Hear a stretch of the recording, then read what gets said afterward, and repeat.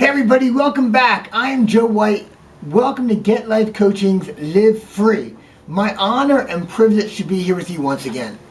And today's focus is a question I get very often, and that is what keeps you going through the roughest times. As many of you may know, my past, it sounds very much like a VH1 special, but 16 and a half years ago, I was addicted to cocaine, I was an alcoholic, I was living in New York City, I actually overdosed, I was dead. My girlfriend at the time had dragged me out into the streets, into the concrete, because I couldn't die where I was at, because there were a bunch of Colombian drug smugglers who I happened to be friends with at the time. They dialed 911, the EMTs came, they had to resuscitate my heart because it stopped working. 14 minutes longer, I wouldn't be here.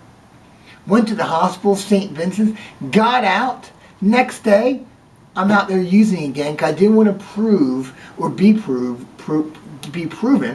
that drugs get the best of me.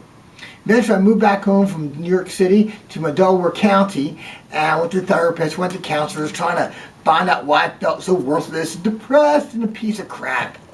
And eventually it was about 1 o'clock in the morning, I saw an infomercial for these tapes that could change your life in 30 days. And I'm like, this is garbage, it won't work. But I watched 3 consecutive nights over and over again, and finally after the third night I bought those tapes. And I have to say, they absolutely worked. And not only did they change my life, but they led my life in a direction. And that direction was trying to figure out why we do what we do. Because I looked around me, I saw leaders and athletes, musicians, and people achieving, succeeding life at amazing levels. And I looked at my life and said, boy, I'm the opposite of that. But it wasn't just me, it was other people. And I knew there had to be more than just potential and than just talent. There had to be something intrinsic with us, some mechanism that kept us from achieving. And achievement, success, isn't just for a fortunate few. We all had abilities, and we all have gifts, and we have to learn how to get out of our own ways and become aligned. And I listened to those tapes for 5 years over and over and over and over again to get more and more information. I would not only use it for my own life, but I began sharing it with people around me. And that became the foundation of everything we teach today, and I coach with my clients, we train our coaches. Heck, we even have certification classes, our coaches can, where people come to be trained to be coaches in their own businesses, and leaders and managers, and it's an amazing, amazing process that we do. If something that would interest you, just check out our website and the details are there. But I began to become this fascination of learning why we do what we do. And eventually I took that fascination, that passion to help other people, and opened up Get Life Coaching back in 1999. And I would love to say it's been a smooth journey, and it's probably been more rocky than smooth.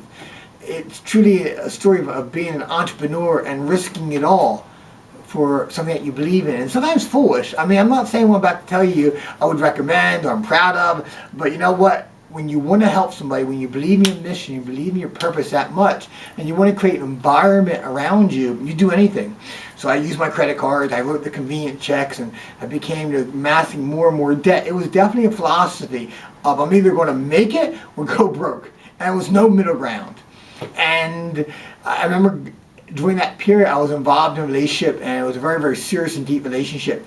And eventually it ended. And it was a very difficult time for me, processing and dealing with it and putting all the pieces where it went. And along that time I had some business deals kind of go south, and some things didn't work out, and this whole house of cards fell down on me, and I was crushed because I didn't even know how I was going to pay my bills. And I found a way to turn it around and really help myself begin to grow stronger and stronger. And so I look back at that time, and even the days of getting myself clean, and even the struggles today. I mean, I'm thankful where I don't have those types of, am I going to eat? Am I going to lose my house? Am I going to, survive? I don't have that challenge today, but there are challenges in every aspect and everything that we do. And I began thinking about what are some of the things I believe on a consistent basis that I keep going back to. Because truth is truth, my friends. I mean, you can shake a basic truth, you can try to dismiss it, you can try to talk your way out of it, but the basic truth will resonate within you. I think we all need to identify what they are for ourselves. You could call them core beliefs or core values or code of conduct, but we need something to go back to saying, this is who I am. No matter what is happening in my life, no matter what is going on in my life, no matter what is upside down, this is certain. And for me, it was a few. And a few of them were, number one, that everything is here, everything in life is here to serve me. And boy, I can't tell you the difference that makes. Because think about this, whatever in nature, everything in nature is meant to serve something else in nature. Nothing stands alone in nature. Everything contributes on some level. Because if it doesn't contribute, nature just says, heck with you, we're taking you out of the equation, because nature is so efficient.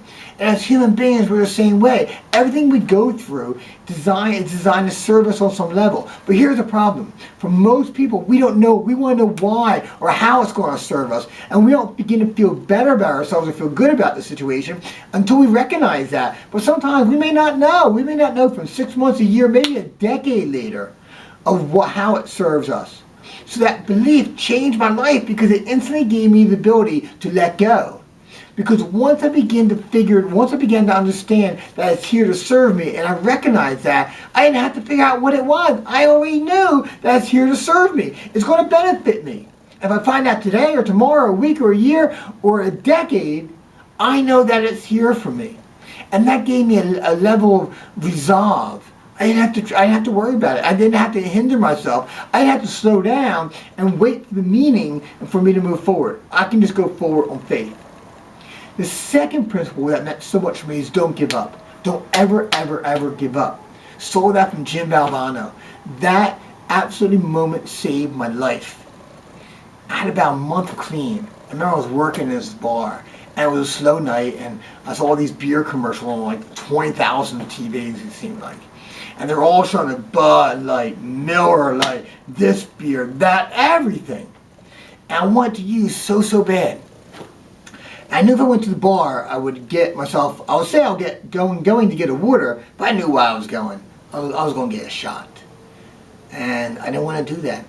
And I remember I had a Narcotics Anonymous phone list. And I had my big cell phone at the time. And I remember I picked up the phone, and I dialed the first number, but I didn't hit send. And I remember debating, and I swear every fiber of me wanted to use. Everything wanted. I was just in so much emotional pain and turmoil, and my addiction was screaming out at me. And I was literally going to walk to the bar, and I looked up, and they were doing a special on Jim Valvano. And he was a collegiate basketball coach who took a Cinderella team to the national championship. And he died, and he started what's called the V Foundation, and his slogan is, don't give up, don't ever give up. And I remember looked up, and I saw on every screen that phrase. And at that very moment, I knew I couldn't give up.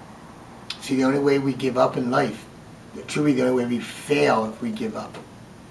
If we just totally surrender, throw our hands in the air, stop trying for what we believe in, you know what, maybe that's called failure. But we can't judge our lives on the small challenges. We can't judge our lives with every little battle that we fight. We've got to be a little bit more like sprinters. And we've got to allow ourselves the opportunity to make mistakes. Fall down. We've got to learn from them, or we're going to keep making the mistakes.